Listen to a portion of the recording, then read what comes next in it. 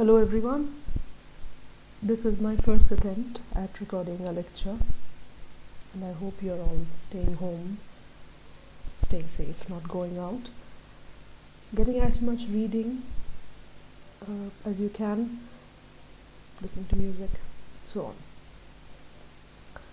Today we are discussing Jane Austen's Pride and Prejudice, one of the most familiar, endearing works of English literature. Jane Austen, as you can see on the screen, is part of a tradition of writing, and by the time she was writing, she had come a long way. You are familiar with The Castle of Otranto by Horace Walpole, which is the first Gothic novel. So she was writing in a tradition along those lines, and her work reacted to the practice of writing Gothic novels. So she wrote against the trend that had been started by Horace Walpole. Hers can be considered a novel of manners, a novel of sensibility, among others.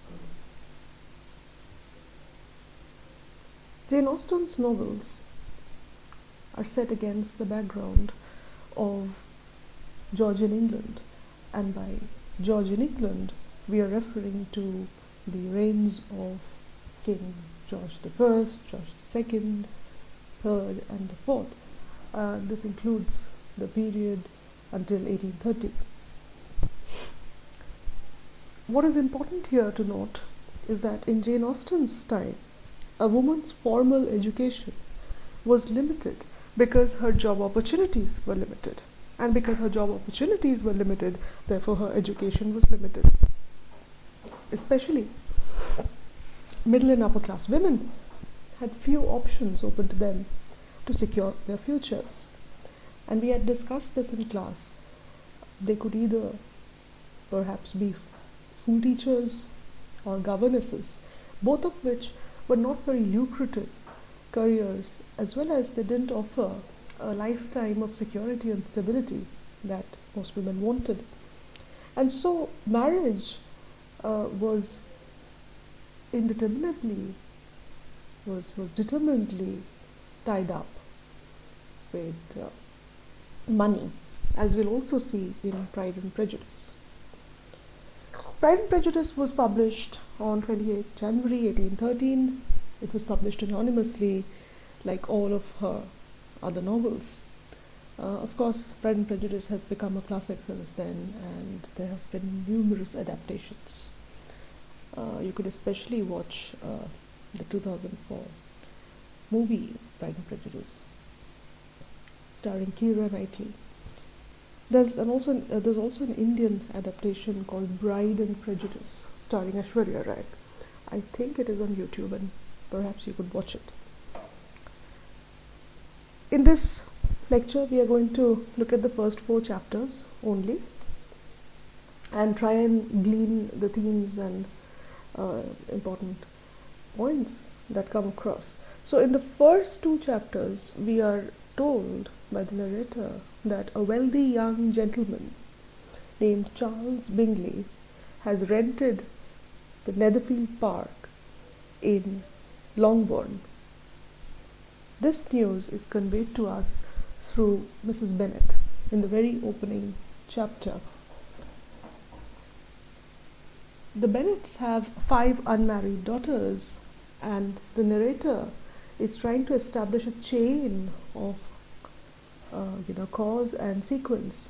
Because they have got 5 unmarried daughters, they are looking for husbands with money, and so Mrs. Bennet is very interested because she sees Charles Bingley as a prospective son-in-law to one of her daughters.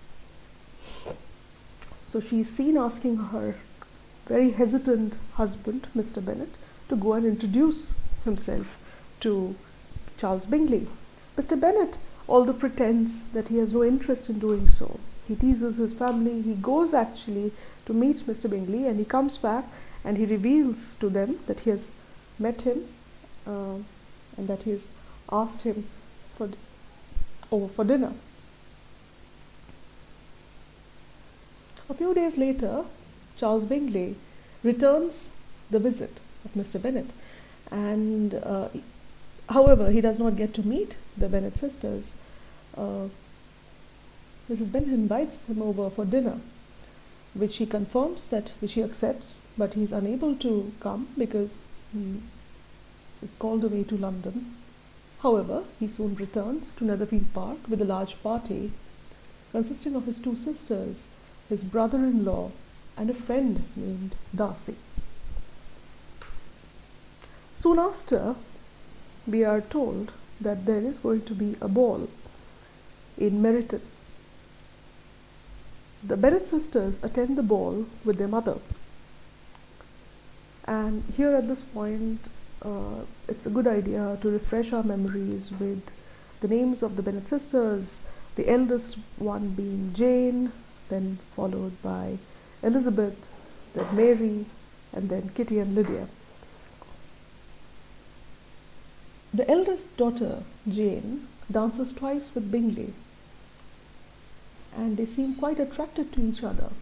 Elizabeth, in fact, hears Bingley exclaiming to Darcy that Jane is the most beautiful creature he has ever beheld. Bingley then suggests to Darcy that he dance with Elizabeth, but Darcy refuses with what is the first encounter between Elizabeth and Darcy, saying that she is tolerable but not handsome enough to tempt me, and that he has no interest in women who are slighted by other men. So this is the first sort of interaction between the protagonists of the novel.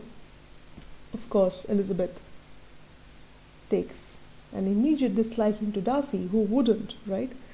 Because of Darcy's comments and his refusal to dance with anyone who's not rich at the ball, he is disliked by the neighborhood, whereas Bingley is declared to be quite amiable. Now, at the end of the evening, the Bennet women return to their house, where Mrs. Bennet is excitedly reporting to her husband the stories from the evening. The third chapter ends with Jane and Elizabeth talking, and here we are given a glimpse into the characters of the two sisters, where Jane comes across as a beautiful but really very simple person who is immediately attracted to Bingley, and they seem to share a mutual admiration. Elizabeth tells Jane that she is unaware of her own beauty. Jane, however, is hesitant to criticize Bingley's sisters, who were pretty rude to her, but Elizabeth is more forthcoming and says that she does not really like them. We are then told by the narrator about Bingley's background, that he had inherited a large amount of money from his father, and that he intends to buy some property soon. Just as Elizabeth and Jane are contrasted, Bingley and Darcy too are contrasting characters, though their friendship is described as steady. Bingley is cheerful, Bingley is sociable, he has an excellent time at the ball, he is especially attracted to Jane. Darcy, who's more clever, but who is less tact, who doesn't know what to say and when to say it, finds the people of Longbourn dull, and even criticizes Jane for smiling too often.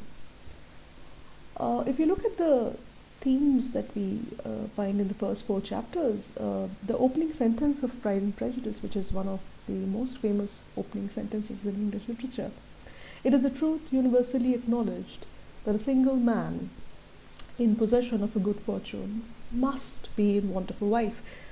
You see, this sentence is ironical, as we'll come to discover. And it's ironical because is it is saying that it is not so much the single man who wants a wife, but a single woman who really needs a single wealthy man in order to secure her future. So instead of saying it directly, she's saying it ironically in a roundabout way. Along with that, the opening sentence also establishes the central the role that money plays in marriage. So a marriage is only favorable, a marriage would be